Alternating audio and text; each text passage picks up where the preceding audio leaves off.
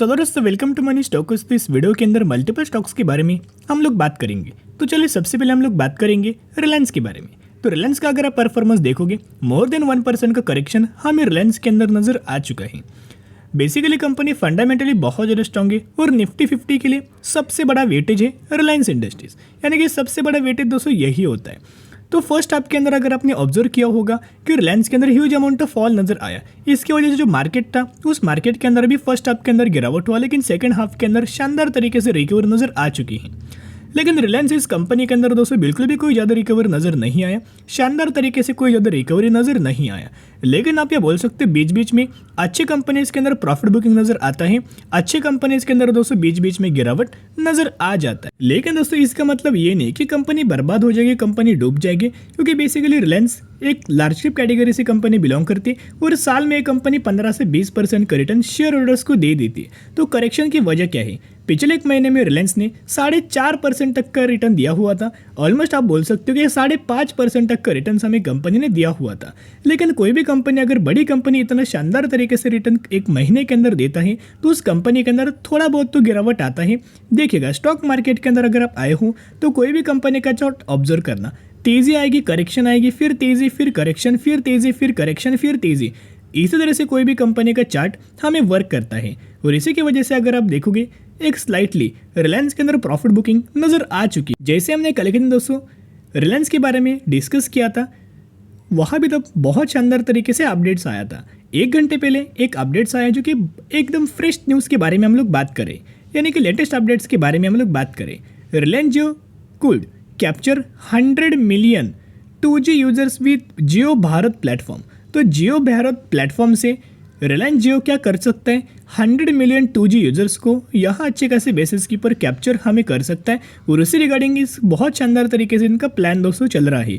जितना ज़्यादा कस्टमर्स को, यूजर्स को कैप्चर करेगा उतना ही कंपनी का रेवेन्यूज बढ़ेगा, उतना ही कंपनी का प्रॉफिट बढ़ेगा और उतना ही कंपनी के अंदर बहुत शानदार तरीके से कम समय के अंदर ग्रोथ हमें नजर आ जाएगा। तो इसका जो इम्पैक्ट है हमें आने वाले फ्यूचर में नजर आएगा। शॉर्ट टर्म बेसिस के ऊपर कोई इस इम्पैक्ट आपको नजर नहीं आने वाला। फिर जिस न्यूज़ के बारे में दोस्तों हमने कल के दिन वीडियोज़ के अंदर बात किया था वो न्यूज़ आप ये देख सकते हो।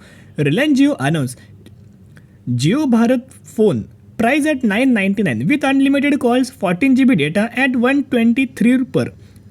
तो बेसिकली अगर आप देखोगे रिलायंस जियो क्या करने वाला है, जियो भारत फ़ोन का जो लॉन्च हमें करने वाला है, जिसकी वजह से 999 रुपीज़ के आसपास आपको जियो भारत का फ़ोन आपको दोस्तों नज़र आ सकता है। क्योंकि इंडिया के अंदर दोस्तों बेसिकली अगर आप देखोगे अभी भी बहुत सारे ऐसे लोग होते हैं जो कि इस तरीके से फ़ोन यूज़ करते हैं, यानी कि एंड्रॉयड वाला फ़ोन यूज़ नहीं करते। तो बेसिकली होगा क्या, अगर दोस्तों फ़ोन इतना कम प्राइस के ऊपर लॉन्च होगा तो बहुत ज़्यादा कंपनी का रेवेन्यूज और नेट प्रॉफिट भी आने वाले फ्यूचर में ग्रोथ नजर आ सकता है। यानी कि रिलायंस को जहां भी लगे, जिस सेगमेंट के अंदर भी लगे कि इस सेगमेंट के अंदर हम लोग थोड़ा बहुत तो कैप्चर कर सकते हैं, और थोड़ा बहुत अगर आप यहाँ कैप्चर करेंगे, हम लोग कैप्चर करेंगे तो वहां से भी कुछ ना कुछ हम लोग net profit and revenue generate कर पाएंगे। तो वहां कंपनी क्या करता है, निवेश करता है, वहां कंपनी क्या करता है, नए नए प्रोडक्ट्स अपना लॉन्च करता है, जिस तरीके से लोगों को भी इसका बेनिफिट हो सके, लोगों को भी इसका अच्छे खासा फायदा हो सके और लोगों को इसका बेनिफिट अगर होगा तो इसका बेनिफिट जरूर रिलायंस को नजर आ जाएगा। वैसे हमें रिलायंस के अंदर कोई ज़्यादा अपडेट्स तो नहीं था, तो जितना गिरे उतना buy on dip strategy apply करके लंबे समय के लिए होल्ड करना। तो चलिए सबसे पहले हम लोग बात करेंगे इन्फोसिस के बारे में। तो इन्फोसिस का भी अगर आप परफॉर्मेंस देखोगे ऑलमोस्ट हमें 1% के आसपास तेजी के अंदर क्लोजिंग नजर आ चुका है।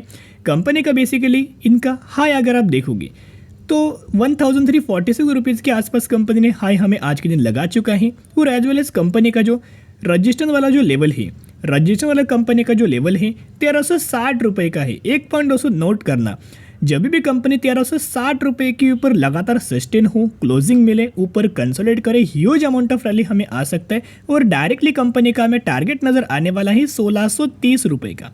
तो डायरेक्टली टेक्निकल चार्ट पैटर्न्स के अंदर जो हमने एनालिसिस किया था, जब भी कंपनी 1360 रुपये के लेवल क्रॉस करके ऊपर क्लोजिंग देगी तो 1630 रुपये तक के लेवल्स हमें नजर आ सकते हैं। सभी लोगों को पता है कि जो इन्फोसिस का IT सेक्टर का Q1 का जो परफॉर्मेंस आने वाला है वो बिल्कुल भी अच्छा नहीं आने वाला, क्योंकि बड़े बड़े कंपनीज का, एसेंजर्स कंपनीज का रिजल्ट दोस्तों अगर फ्लैट आ रहा है, करेक्शन के अंदर आ रहा है, तो छोटी कंपनीज इन द सेंस बड़ी कंपनी किस तरीके से आप लोग प्रिडिक्ट कर सकते हैं कि इन्फोसिस बहुत शानदार तरीके से परफॉर्म कर सकता है। इसी के ऊपर दोस्तों एक अपडेट्स हमें आ चुका है। मार्केट ने बहुत अच्छा खासा बेसिस के ऊपर प्रेडिक्ट किया हुआ है और मार्केट भी इस न्यूज़ से यूज टू हो चुका है। तो जिन लोगों के मन में एक सवाल होगा कि बहुत बड़ा करेक्शन आ सकता है, तो दोस्तों करेक्शन अगर आता है तो छोटा थोड़ा बहुत करेक्शन हमें आ सकता है, कोई बहुत बड़ा करेक्शन नहीं आने वाला। पहले से कंपनी 1950 से करंटली 1350 रुपए के आसपास हमें ट्रेड कर रहा है।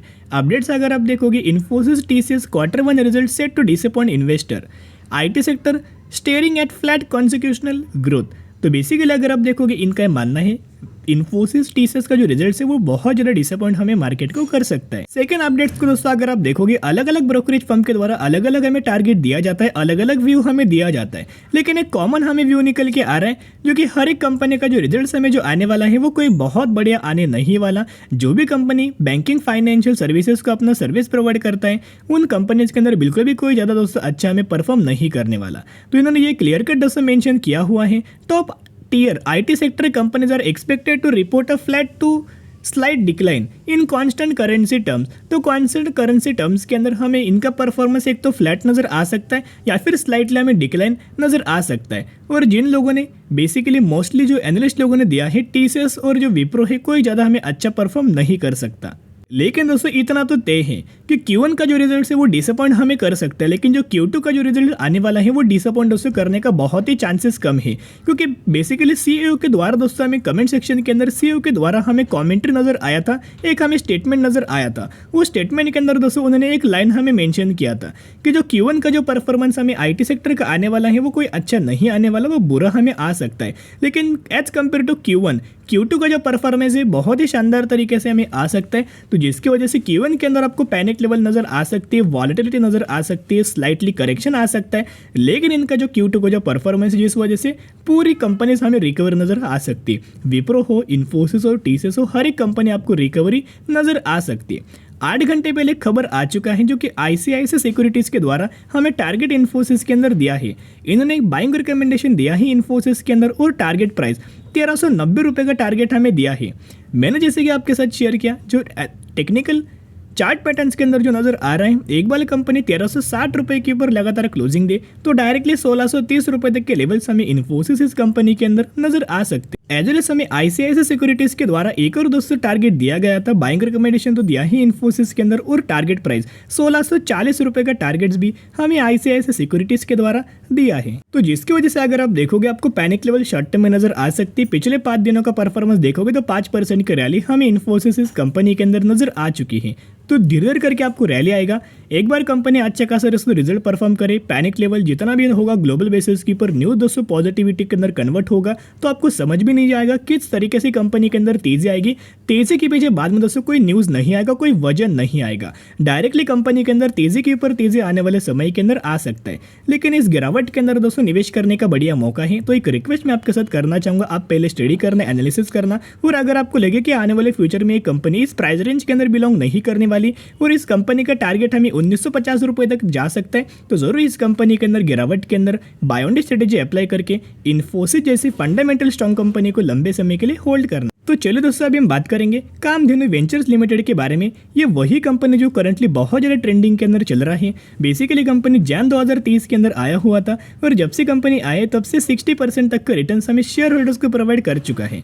तो कौन सी कंपनी के बारे में हम लोग बात करें, कामधेनु वेंचर्स लिमिटेड के बारे में बात करें तो क्यों कंपनी लगातार ट्रेंडिंग के अंदर है, तेजी के अंदर है, उसके पीछे का रीजन है कि वही कंपनी जिस कंपनी ने 1:1 रेशियो के अंदर बोनस का हमें अनाउंसमेंट किया है। तो अगर आपके पास इस कंपनी के 100 शेयर होंगे तो 100 के बदले 100 आपको बोनस शेयर देने वाले हैं और वही एग्जीक्यूशन के बाद आपके पास हो जाएंगे 200 शेयर। तो इसी रेशियो के अंदर आपको बोनस का बेनिफिट मिलने वाला है। तो जरूर स्टडी करना, एनालिसिस करना, उसके बाद निवेश करने की कोशिश कर सकते हो। तो चलिए दोस्तों आज के लिए इतना ही। अगर आपकी वीडियो पसंद है जरूर वीडियो को लाइक और चैनल को सब्सक्राइब कर सकते हो। फिर मिलेंगे, बाय।